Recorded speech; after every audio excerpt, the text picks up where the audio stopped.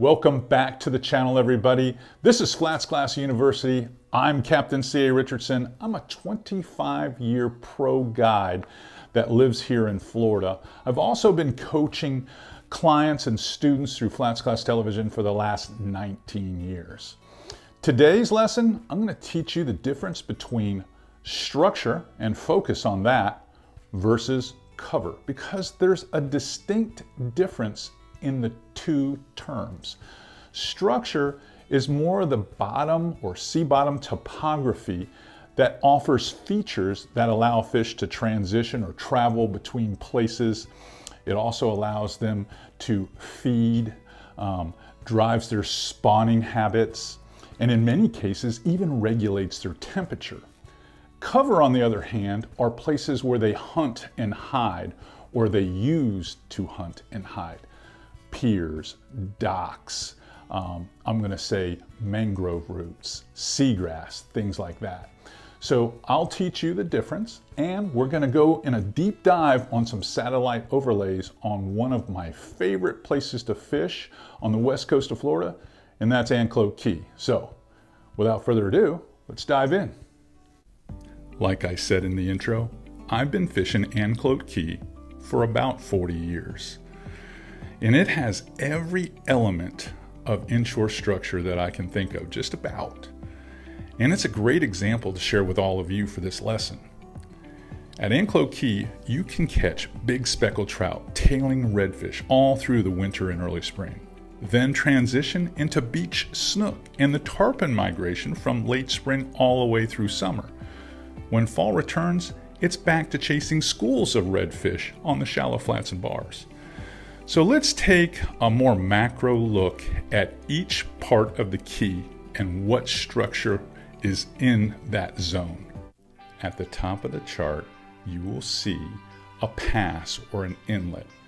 This is right along the edge. It carves out a nice, deep, hard flowing pass, and it has hard sand bottom with a little rock pan. And it's great for migrating fish every season of the year, and it's chock full of bait. Anglers focus on this year-round. Now let's move down the chart and talk about points as prime elements of structure. When you look at any map, you'll notice lots of points, but not all points are created equal. I have 2 points marked on this map, a high percentage point or a prime point, and a secondary point. Let's talk secondary points first. Secondary points are often not as pronounced and don't offer sharp depth change or even a cover feature. This will have limiting appeal for a group of gamefish that are looking for current to bring them feeding opportunities.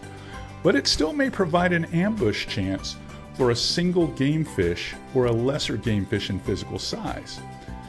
But high percentage points, the primary point, will have a rapid depth change. It will have current flow and adjacent features like rock, oyster, or in this case, a deep hole. This type of point attracts a school of gamefish and a variety of predators. Next, we move up to the 2 deep cuts between the mangrove keys there to the north. These deeper, narrower flows are great ambush zones and are good plays, especially on tide changes. This type of structure is perfect for drawing in flounder, snook, and speckled trout, a definite favorite of mine. Moving on to the left of the deep cuts are 2 structure features I call pockets. They are really like micro-sized coves. Often this type of structure is good on higher tide phases, where a single gamefish will hunt for pulled up finger mullet, or maybe just bask in the sun's warmth on a cold morning. Area of checkered bottom, a mix of grass and sand. It's basically a flat. It's just an expansive static structure, and it's home to lots of bottom-dwelling crustaceans and invertebrates that redfish thrive on. It's really not cover because most prey can't hide there because they got to dig a hole. All right, you get the hang of it. So we're going to move a little further down the map, and I'm going to show you some areas around Dutchman Key, which parallels Anclote Key. At the top of this map slide, you'll see a pathway from the deeper edge of the flat to the shallower portion of the flat. We call this piece of structure a gut or a funnel. These guts are features that concentrate both the current and the bait, as well as provide a natural corridor on and off the flat. And obviously, this type of structure is a prime zone for ambush predators like speckled trout. All right, let's look at the sandbar below the gut and funnel we just spoke about and adjacent to another gut. This kind of structure offers game fish an area to hunt small schooling fish, think fry size, escaping the gut. Plus, it's home to many invertebrates and crustaceans. I find it a good place to set up with clients on low light days to see game fish that I can present to because of the lighter bottom, and we'll throw small jigs and flies to these fish. When I see sandbar structure, I think redfish and flounder most of the time. Below the sandbar, I noted some isolated oyster bars on the map. These are food magnets and harbor lots of crabs, micro shrimp, and attract minnow bait. So these hard substrate types of structure definitely attract predator game fish regularly. They are best on higher tide phases and are premium ambush zones when isolated, like this group of bars here. Before I continue, this is the type of information and level of instruction that I give my students over at FlatsClassUniversity.com. Except we go a step further. We tell you the how to, the when to, and what to use to in all of our additional teaching segments. If you are serious, really serious about leveling up your skills and enhancing your catch ratios, come join me over there sometime. I'd love to teach you the finer points of inshore fishing. Okay, let's get back to the breakdown. The next piece of structure are hooks. These are J-like shoreline features that are excellent on higher tide periods. Mullet, small schooling bait fish follow the shoreline and eventually collect in these hook-like features, setting up a prime ambush zone for snook and redfish. These zones are often overlooked by anglers. Don't you make that mistake. Now at the bottom of the satellite map, you will notice a graduated edge label. This feature is one of a gradual sloping nature in depth from deep to shallow, usually connected by low tide potholes, which you can see there on the map. Speckled trout absolutely love these structure features, especially on low incoming tides where they can forage on pinfish and mullet and other small finfish as the tide begins to flood the flat. Again, bottom topography is the structure. Grass is the cover, and both are simultaneously here, making it an excellent fishing area. As your eyes move from west from the graduated edge, you will see what we call a cove or a bite. For the record, bites are generally larger than coves, and coves are largely bigger than those pockets I was talking about earlier.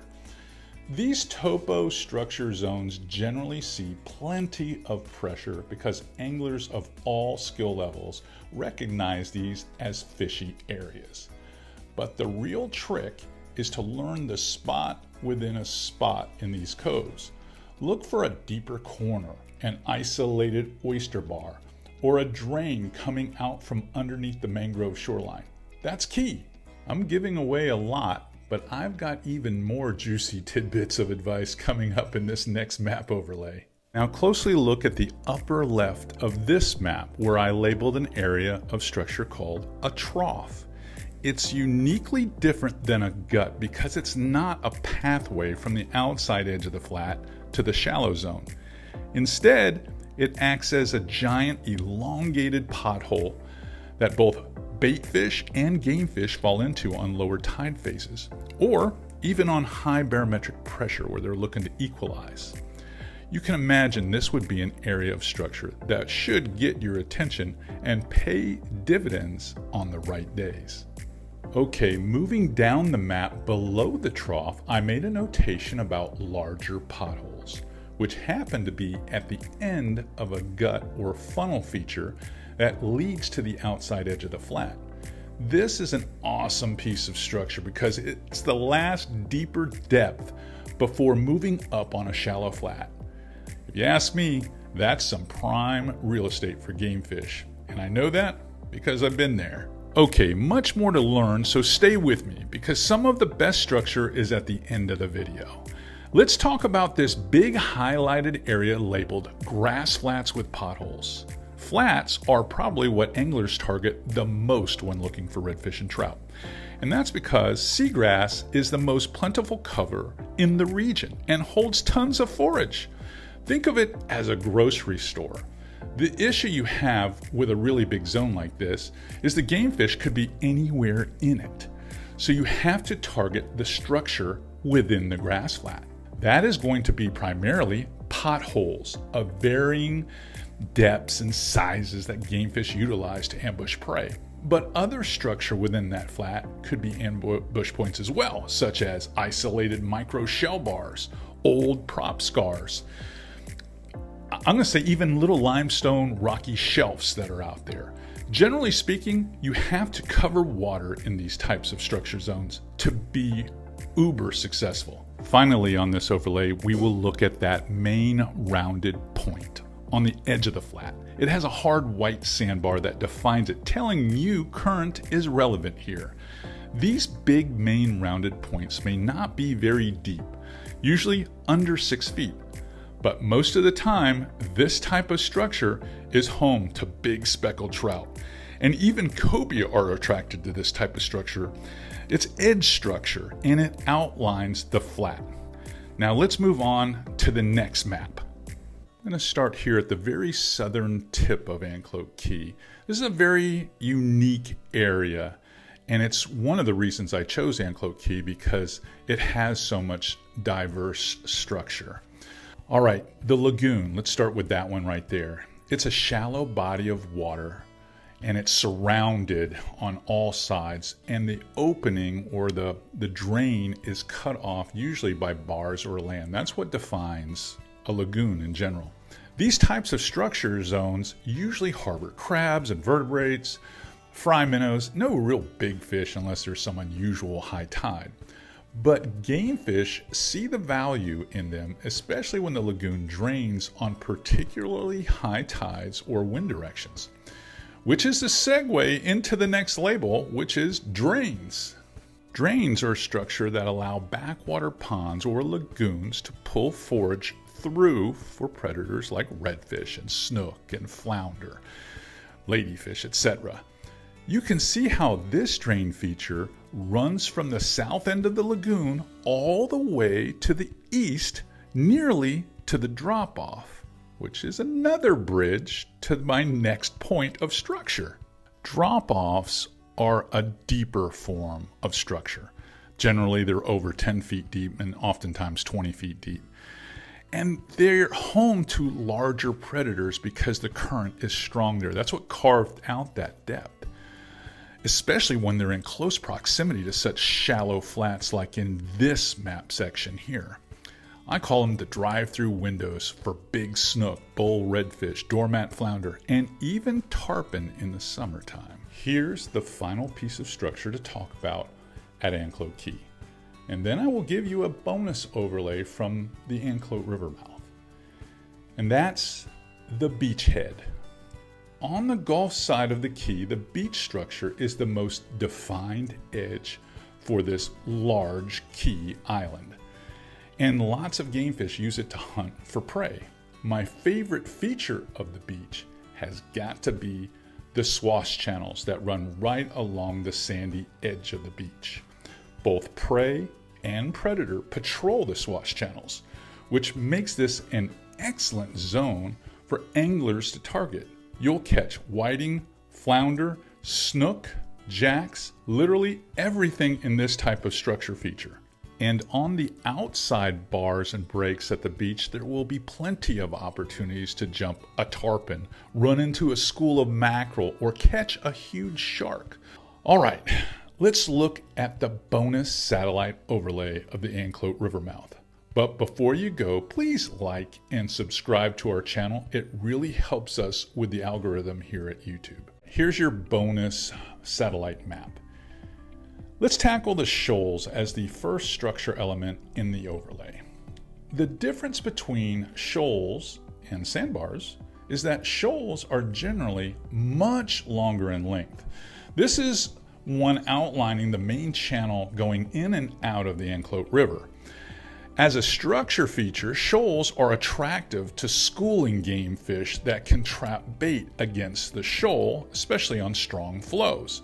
It's a great play for speckled trout, jacks, even strings of tarpon certain times of the year. Now let's drop down to those spoil islands on the south side of the river channel.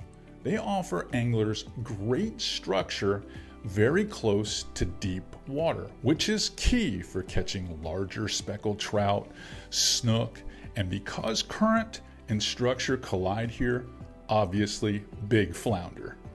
Hey, if you enjoyed this content, please check out one of my other videos right here, and see you all back here tomorrow at FlatsClass University.